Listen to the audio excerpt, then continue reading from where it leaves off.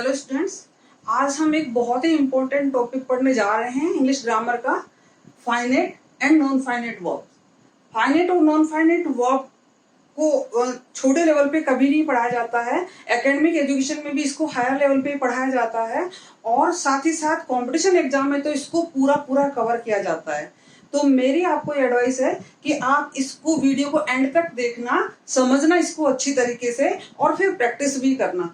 और मुझे पूरी पूरी उम्मीद है कि जैसे ही आपका ये टॉपिक क्लियर हो जाएगा, आप में बहुत कॉन्फिडेंस आ जाएगा और आपको लगेगा कि आप वाकई आपकी इंग्लिश बहुत ज़्यादा इम्प्रूव हो गई है। तो देखते हैं फाइनेट और नॉन फाइनेट वर्ब्स। पिछली वीडियो में हमने वर्ब के बेसिक्स पढ़े थे, तो वहाँ पर हमने ऑक्सिलियरी वर्ब पढ़ा, लिंकिंग वर्ब पढ़ा और मेन वर्ब के हमने देखा ट्रांजिटिव और इंट्रांजिटिव केस कैसे होते हैं, किस प्रकार से कोई वर्ब ट्रांजिटिव होती है और कैसे वो इंट्रांजिटिव होती है। मेन वर्ब के कुछ और फंक्शन सेंटेंस में किस प्रकार से होते हैं, ये अब हम इस वीडियो में देखेंगे, इस वीडियो में पढ़ेंगे। और बच्चों, आपको ये जानकर बहुत आश्चर्य होगा या बहुत सारे बच्चे जानते भी होंगे कि वर्ब हमेशा आप लोगों ने देखा है कि एक हमें टाइम का ज्ञान कराती है या सेंटेंस में वो एक एक्शन के बारे में बताती है, लेकिन यहाँ पर हम देखेंगे कि वर्ब कैसे नाउन की तरह काम करती है। जैसे नाउन एक सेंटेंस में सब्जेक्ट होता है, ऑब्जेक्ट होता है, वैसे ही एक वर्ब भी किसी सेंटेंस का सब्जेक्ट भी हो सकती है और ऑब्जेक्ट भी हो सकती है। तो यहाँ पर हमें बहुत ध्यान देना है वीडियो में और एंड तक इसको देखना है हमको। तो देखते हैं कैसे ये यूज होती है, कैसे काम करती है। सबसे पहले हम देखते हैं finite and non finite verb. तो फाइनेट क्या होता है, नॉन फाइनेट क्या होता है, ये समझते हैं।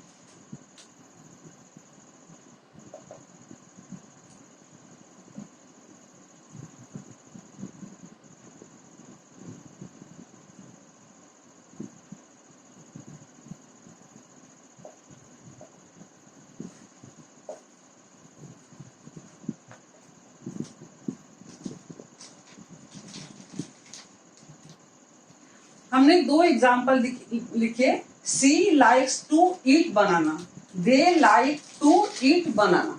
यहां पर हमने देखा कि एक वर्ब तो है लाइक और एक वर्ब है ईट।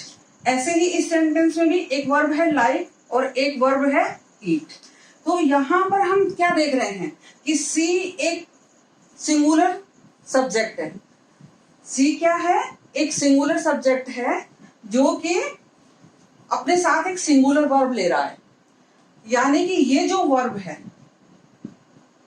ये अपने सब्जेक्ट के अकॉर्डिंग अपने आप को ढाल रही है। अगर सब्जेक्ट हमारा सिंगुलर है तो हमारी वर्ब भी सिंगुलर बन गई है। आपको ध्यान होगा वर्ब में एस जोड़ने से वर्ब सिंगुलर बन जाती है। तो हमने देखा कि सब्जेक्ट सिंगुलर है तो हमारी वर्ब भी सिंगुलर बन गई है। और इस सेंटेंस में हमने देखा कि दे प्लूरल है। यहाँ पर सब्जेक्ट प्लूरल है तो वर्ब की जो आपको मालूम है ओरिजिनल फॉर्म, वर्ब की जो फर्स्ट फॉर्म होती है वो प्लूरल होती है। वर्ब की फर्स्ट फॉर्म हमेशा प्लूरल होती है और उसको सिंगुलर बनाने के लिए हमें उसमें एस या ईएस जोड़ना पड़ता है। तो यहाँ पर हमने देखा कि अगर सब्जेक्ट प्लूरल है तो वर्ब भी प्लूरल है और सब्जेक्ट सिंगुलर है तो वर्ब भी सिंगुलर है। लेकिन यही केस आगे इस वाली वर्ब पे नहीं लागू हो रहा है। सी लाइक्स टू ईट बनाना और दे लाइक टू ईट बनाना, यानी यहाँ भी ईट और यहाँ भी ईट, इनमें चेंज नहीं हो रहा, इनमें ऐसा नहीं लग रहा है। ऐसा क्यों है? क्योंकि जो वर्ब अपने आप को सब्जेक्ट के अकॉर्डिंग चेंज कर लेती है, अपने आप को सब्जेक्ट के अकॉर्डिंग ढाल लेती है, वो वर्ब फाइनेट वर्ब होती है। वो वर्ब फाइनेट वर्ब होती है। और जो जिस वर्ब पे किसी भी सब्जेक्ट के नंबर का, जेंडर का कोई इफेक्ट नहीं बने, जो एज इट इज यूज हो सिंगुलर के साथ भी और प्लूरल के साथ भी, वो वर्ब कौन सी होती है? नॉन फाइनेट वर्ब होती है। तो आपको समझ में आया होगा कि जो वर्ब नंबर से, जेंडर से प्रभावित नहीं होती हैं वो वर्ब नॉन फाइनेट होती है और जो वर्ब सब्जेक्ट के अनुसार अपने आप को ढाल लेती हैं वो वर्ब फाइनेट वर्ब होती हैं। अब हम आगे पढ़ते हैं नॉन फाइनेट वर्ब्स की अलग अलग काइंड्स।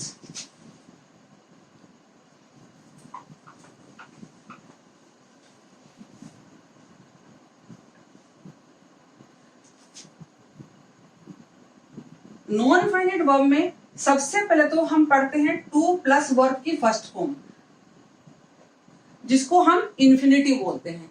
क्या पढ़ते हैं? टू प्लस वर्ब की फर्स्ट फॉर्म, जिसको हम इन्फिनिटिव बोलते हैं। और आपको ये जानकर आपको जानकारी होनी चाहिए कि इस प्रकार की वर्ब जो है एज ए सब्जेक्ट यूज की जाती है।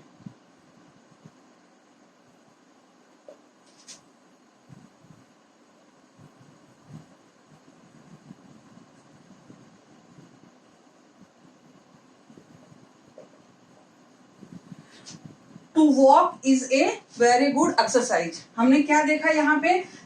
हमेशा हम क्या देखते हैं? सेंटेंस की शुरुआत किससे होती है? करीब करीब सब्जेक्ट से होती है। हाँ, तो यहाँ पर सब्जेक्ट की जगह ये वर्ब आ रही है टू के साथ लग के।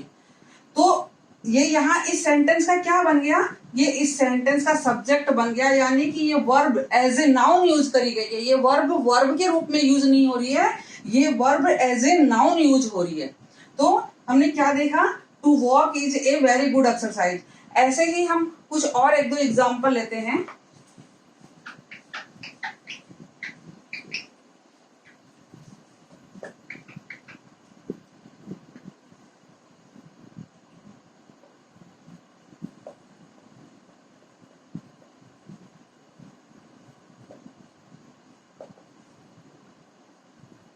हमने एक सेंटेंस देखा, ही इज प्लेइंग क्रिकेट। वह क्रिकेट खेल रहा है। हमने जो दूसरा एग्जाम्पल है उसमें हमने क्या देख रखा है? वर्ब की फर्स्ट फॉर्म में आईएनजी लगता है, यानी कि जीरण फॉर्म। जीरण फॉर्म क्या होती है? वर्ब की फर्स्ट फॉर्म में आईएनजी लग जाता है, वो जीरण फॉर्म होती है। और वो फॉर्म जो है एज ए नाउन ही काम करती है। तो हम अब यहाँ पर ये देखेंगे,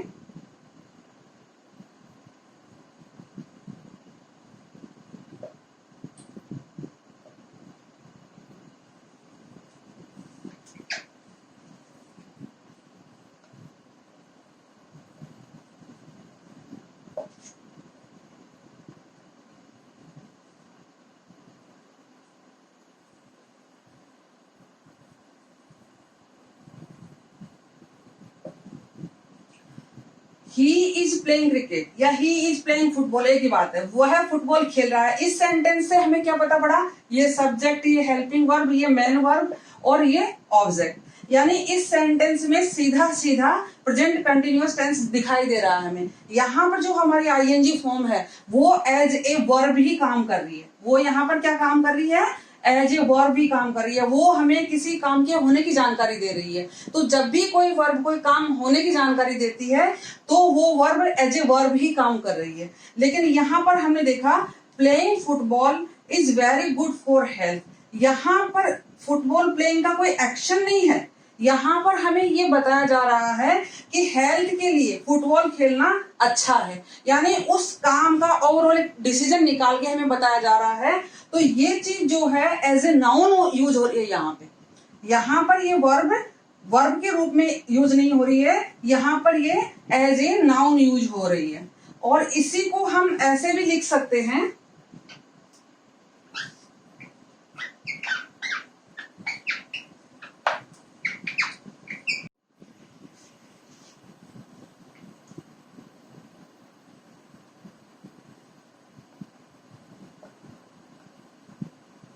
तो यहाँ हमने देखा कि हम ऐसे भी लिख सकते हैं to play football is very good for health. यहाँ पर टू प्ले यानी वर्ब का इन्फिनेटिव रूप भी वो ही नाउन के रूप में काम आ रहा है, और यहाँ पर वर्ब का आईएनजी फॉर्म भी प्लेइंग फुटबॉल। अगर हमने प्लेइंग फुटबॉल लिखा था तो वो भी एज ए नाउन यूज हो रहा है, एज ए सब्जेक्ट यूज हो रहा है यहाँ पे। तो ऐसे ही हम कुछ और एग्जाम्पल्स ले रहे हैं। यहाँ हमने देखा ही इज रीडिंग नॉवल, वो नॉवल पढ़ रहा है। तो यहाँ पर हमें क्या इस सेंटेंस में हमें क्या दिखा? सब्जेक्ट, वर्ब, मेन वर्ब और ऑब्जेक्ट। यानी वो का वो सिंपल सेंटेंस है जो कि प्रेजेंट कंटिन्यूअस का सेंटेंस है। यहाँ पर हमें सिर्फ एक सूचना मिल रही कि वो नॉवल पढ़ रहा है। लेकिन to read is a good habit, पढ़ना एक अच्छी आदत है। यहाँ पर हमने क्या देखा? उसी रीड वर्ब को यूज करते हुए to read is a good habit. तो यहाँ पर रीड टू रीड क्या आ गया? सब्जेक्ट बन गया, और ये एज ए नाउन यूज हो रहा है। दूसरा, reading books is a good habit. यहाँ पर भी रीडिंग है और यहाँ पर भी रीडिंग है, लेकिन यहाँ का रीडिंग मेन वर्ब है, कोई काम होने की, कोई एक्शन होने के बारे में बता रहा है, और यहाँ का reading as a noun use हो रहा है कि बुक्स पढ़ना एक अच्छी आदत है। अब इसमें एक और पॉइंट है थोड़ा सा समझने का, रीडिंग बुक्स, आगे क्या लगा, बुक्स के बाद में इज। ध्यान दीजिए, ये इज किसके लिए आया है, ये रीडिंग के लिए आया है। Reading is a good habit भी बोल सकते हैं हम। यहाँ पर बुक्स तो हमने इसलिए कॉम्प्लीमेंटेड डाला है कि बुक्स पढ़ना अच्छी आदत है, पढ़ना अच्छी आदत है। तो ये ध्यान रखेंगे कि यहाँ जो वर्ब आ रही है वो इस नाउन के लिए आ रही है, तो इसी के अकॉर्डिंग हमें यहाँ पे ये वर्ब लगानी है। तो ये भी एक आ जाती है एरर एग्जाम में, कॉम्पिटिशन एग्जाम में, तो ध्यान देंगे यहाँ पे reading books is a good habit. I am making video, ये फिर क्या है, वही सिंपल सेंटेंस है, इंफॉर्मेशन दे रहा है कि हम क्या काम कर रहे हैं, लेकिन making video is my passion. देखिए ध्यान दीजिए, यहाँ भी मेकिंग वर्ब यूज हो रही है और यहाँ भी मेकिंग वर्ब। आप अब आराम से इनमें डिफरेंस कर सकते हैं कि कौन सी वर्ब जो है एज ए वर्ब यूज हो रही है और कौन सी verb as a noun use हो रही है। ही इज स्विमिंग, वह तैर रहा है, और swimming is a good exercise. Swimming यहाँ भी है और स्विमिंग यहाँ भी है, तो आपको बहुत अच्छे से पता पड़ गया होगा कि सब्जेक्ट, हेल्पिंग वर्ब, उसके बाद में जो वर्ब आ रही है आईएनजी फॉर्म, वहां पर हमें क्या समझ में आ रहा है, वो वहां पे कंटिन्यूअस टेंस है, वहां पर एक स्टेटमेंट है, वहां बताया जा रहा है, वहां पर वर्ब का एक्शन हो रहा है, तो वहां verb as a verb use हो रही है। लेकिन जब इस प्रकार से वर्ब यूज हो रही है, सब्जेक्ट की जगह वर्ब आ रही है, एज ए नाउन यूज हो रही है, तो इसका मतलब ये वर्ब का कौन सा रूप है, जीरण फॉर्म। वर्ब का कौन सा रूप है, ये जीरण फॉर्म। तो अभी हमने देखा कि इन्फिनेटिव, टू प्लस वर्ब की फर्स्ट फॉर्म इन्फिनेटिव का यूज देखा, और वर्ब की आईएनजी फॉर्म जो कि एज ए नाउन कैसे सेंटेंस में काम करती है, ये देखा हमने। अब हम देखते हैं कि ये ऑब्जेक्ट के रूप में कैसे काम करती है। अगर हमें ऑब्जेक्ट के रूप में टू इन्फिनेटिव लगाना पड़े या जीरण लगाना पड़े, तो हमें क्या ध्यान रखना है। यहां हमने देखा He gave me money to help me, यहाँ पर ये सब्जेक्ट है, ये मैन वर्ब है, ये ऑब्जेक्ट 1 है, ये ऑब्जेक्ट 2 है, और ये इन्फिनेटिव है हमारा, और ये वापस ऑब्जेक्ट आ गया हमारा। तो हम ध्यान देंगे कि जब भी कभी ऐसा केस आता है जिसमें डायरेक्ट और इनडायरेक्ट दोनों ऑब्जेक्ट है या एक डायरेक्ट ऑब्जेक्ट ही है, तो ऑब्जेक्ट के बाद में अगर हमें ब्लैंक मिलता है तो हमें टू इन्फिनेटिव केस ही लगाना है। वहां पे यहाँ पे हमें क्या लगाना है, टू इन्फिनेटिव केस ही लगाना है, टू के साथ वाली वर्ब ही लगानी है हमें। यहाँ पे क्या ध्यान दिया कि जब भी कभी सेंटेंस में ऑब्जेक्ट आ जाता है, डायरेक्ट ऑब्जेक्ट आए चाहे इनडायरेक्ट ऑब्जेक्ट आए, उसके बाद में अगर हमें नॉन फाइनाइट वर्ब में से कुछ भरना है, चाहे इन्फिनेटिव भरना है या जीरण भरना है, हमारे सामने कोई विकल्प आता है, तो हमें देखना है कि ऑब्जेक्ट के बाद में हम हमेशा टू प्लस वर्ब की फर्स्ट फॉर्म टू इन्फिनेटिव ही भरेंगे, ये ध्यान रखिएगा। और टू इन्फिनेटिव कई बार बेयर इन्फिनेटिव भी भरा जाता है, लेकिन यहाँ पर भरा जाएगा इन्फिनेटिव ही। और अगर इसको हमें नेगेटिव भी बनाना पड़ता है तो हम कैसे बनाएंगे, Rita requested her husband not to take risk. कहाँ लगाएंगे, नॉट पहले लगा देंगे, इन्फिनेटिव से पहले नॉट लगा देंगे। अगर हमें इसको नेगेटिव बनाना है तो हम इन्फिनेटिव से पहले इसको नेगेटिव बना देंगे। अब हम देखते हैं जीरण कैसे यूज करेंगे। Rajan met Ramesh after coming office, तो यहां पर हमने क्या देखा कि राजन मेट रमेश, अगर बात यहाँ पे खत्म हो जाती रमेश, तो जो पहले वाला एग्जाम्पल था हमारा वही रूल लागू होता है, लेकिन यहाँ पर एक प्रीपोजिशन हो रहा गया। तो जब भी कभी प्रीपोजिशन के बाद में हमें कुछ भरना पड़े, टू इन्फिनेटिव या जीरण में से कुछ भी, तो हमें फिर यहाँ पे जीरण ही भरना है, आईएनजी फॉर्म में भरनी है। ये ध्यान रखेंगे आप। क्या, अगर हमें डायरेक्ट या इनडायरेक्ट ऑब्जेक्ट के बाद कुछ भरना होता है तो हम इन्फिनेटिव भरेंगे, और अगर हमें प्रीपोजिशन के बाद में फिलअप करना है तो हम आईएनजी फॉर्म जीरंड भरेंगे। इस वीडियो में हमने वर्ब के दो नए रूप देखे, एक टू प्लस वर्ब की फर्स्ट फॉर्म यानी कि इन्फिनेटिव, और दूसरा वर्ब की फर्स्ट फॉर्म में आईएनजी यानी कि जीरंड फॉर्म। वर्ब की फर्स्ट फॉर्म में आईएनजी आपने टेंस में पढ़ा है, लेकिन यहाँ कुछ उसका अलग रूप आपने देखा, उसका अलग यूज आपने देखा। वो यहाँ पर एक नाउन के रूप में यूज किया गया है उसका, टू इन्फिनेटिव का भी और जीरंड का भी। यहाँ पर वो एक सेंटेंस के सब्जेक्ट के रूप में भी आए हैं और ऑब्जेक्ट के रूप में भी आए हैं।